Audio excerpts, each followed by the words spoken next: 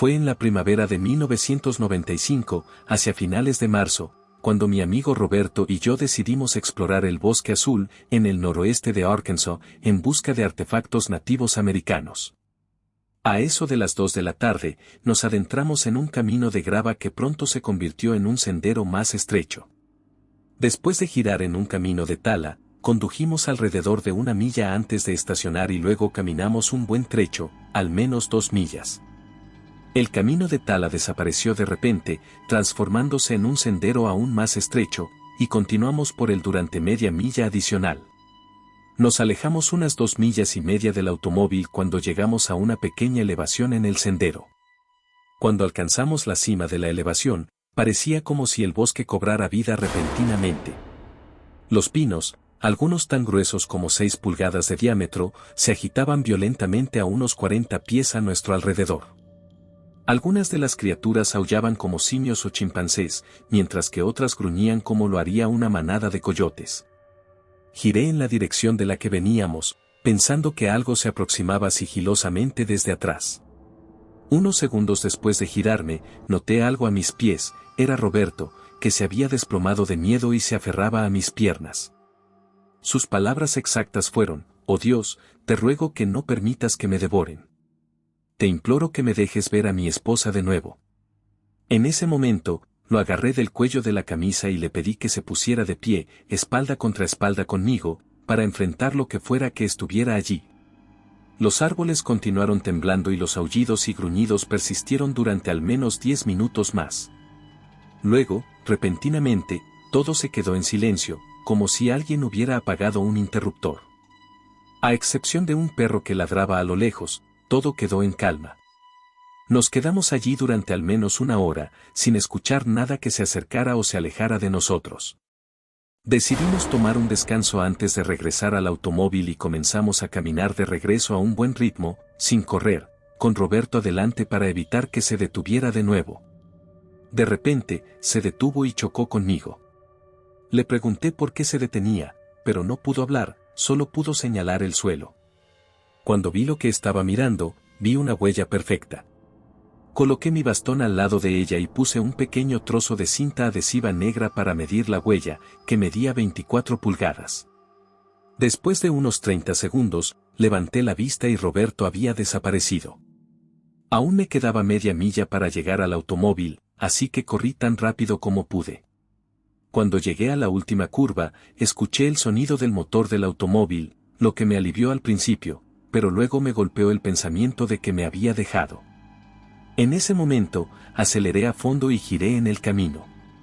La puerta se abrió de par en par y, en una carrera desesperada, me lancé al automóvil. Roberto volvió a pisar el acelerador, hizo girar los neumáticos hasta que llegamos al pavimento, donde finalmente nos detuvimos para recuperar el aliento. Finalmente, le pregunté qué había escuchado. Respondió que los aullidos sonaban como monos. Le pregunté si había visto algo y solo me miró fijamente sin darme una respuesta clara. Roberto se mudó del noroeste de Arkansas a Colorado aproximadamente un mes después, y cuando vino a visitarme aproximadamente 2 años más tarde, le pregunté qué había visto.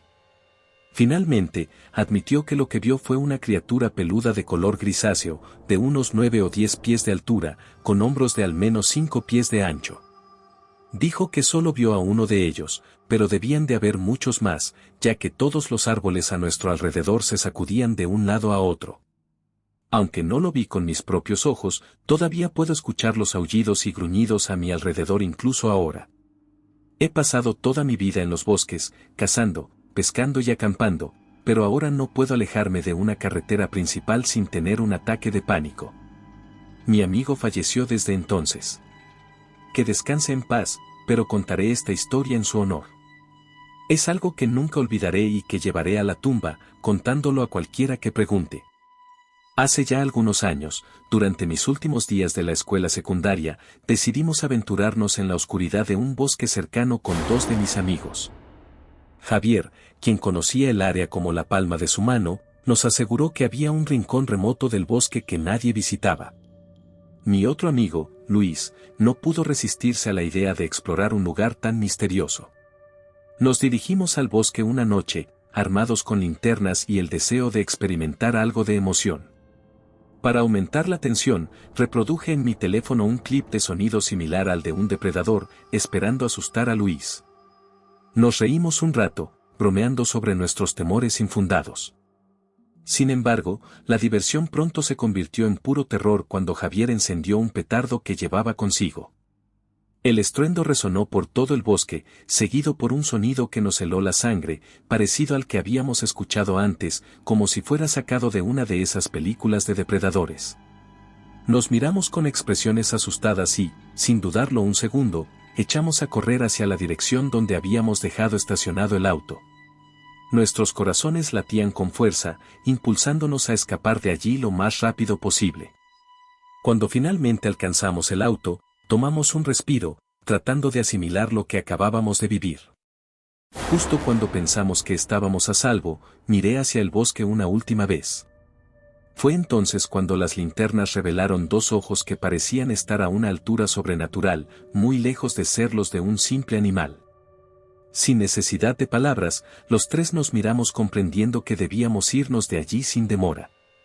Durante mucho tiempo, traté de convencerme de que todo había sido fruto de mi imaginación, pero al escuchar más historias sobre criaturas misteriosas y entidades sobrenaturales, empecé a preguntarme si lo que vimos esa noche había sido un skinwalker o algo aún más siniestro. Hasta el día de hoy, sigo sin encontrar una explicación lógica para aquella aterradora experiencia en el bosque de Indiana. Me adentré en el bosque junto a mis amigos con la emoción de la aventura corriendo por nuestras venas. Los árboles altos y frondosos nos rodeaban, formando un techo verde que filtraba la luz del sol, creando un ambiente mágico y misterioso a la vez.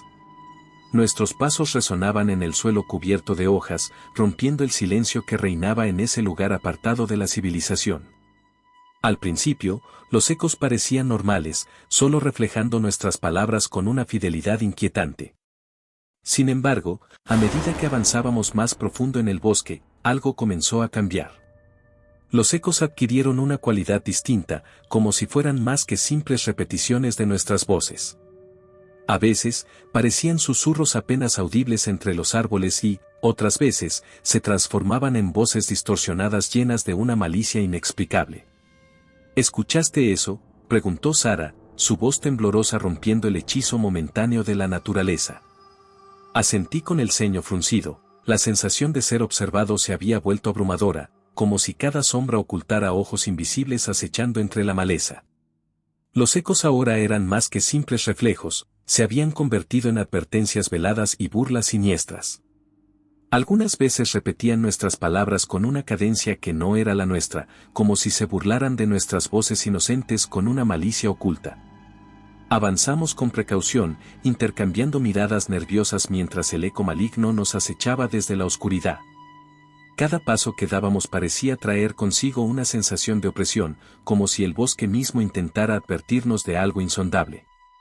Las sombras se alargaban y se retorcían, y los árboles parecían moverse y susurrar entre sí en un lenguaje que solo ellos entendían. «Basta», grité, tratando de ahogar los ecos que se reían de nosotros, susurros que se deslizaban por nuestros oídos como cuchillos afilados. El aire se volvió más denso a nuestro alrededor, como si una presencia invisible se estuviera cerrando lentamente sobre nosotros. No había escapatoria, ni siquiera en el laberinto de árboles que parecían querer mantenernos prisioneros de su propio mundo retorcido. Los ecos se multiplicaban, volviéndose una cacofonía desagradable que llenaba el aire y ensordecía nuestros pensamientos. «Vámonos de aquí», suplicó Juan, su voz quebrada por el miedo. Pero no podíamos encontrar la salida. Cada paso que dábamos nos llevaba más profundamente al corazón del bosque, donde los ecos se convertían en gritos de terror y desesperación. La sensación de ser observado se intensificó, y de repente me di cuenta de que no estábamos solos. Entre las sombras, pude distinguir figuras amorfas que se deslizaban entre los árboles, sus ojos brillando con una luz antinatural. Retrocedimos, pero los ecos parecían seguirnos, susurrando nuestros nombres con una familiaridad escalofriante. Nos lanzamos en una carrera desesperada hacia lo que creíamos era la dirección correcta, pero el bosque parecía cambiar y moverse a nuestro alrededor, confundiéndonos y atrapándonos en su laberinto interminable. Finalmente, después de lo que pareció una eternidad, rompimos a través de la línea de árboles y encontramos nuestro camino de regreso al auto. Jadeando y temblando, nos lanzamos al vehículo y cerramos las puertas, mirando atrás una última vez. Los ecos todavía resonaban en nuestras mentes, un recordatorio siniestro de lo que habíamos encontrado en el corazón del bosque. Con el tiempo, dejamos de hablar de esa noche, pero la sensación de ser observado nunca desapareció del todo. Sabíamos que algo oscuro y antiguo habitaba ese bosque, algo que prefería mantenerse oculto entre las sombras y los ecos. Aunque nunca volvimos, el recuerdo de esos susurros malignos nos persigue hasta el día de hoy, un recordatorio de que hay cosas en el mundo que están más allá de nuestra comprensión y que es mejor no perturbar.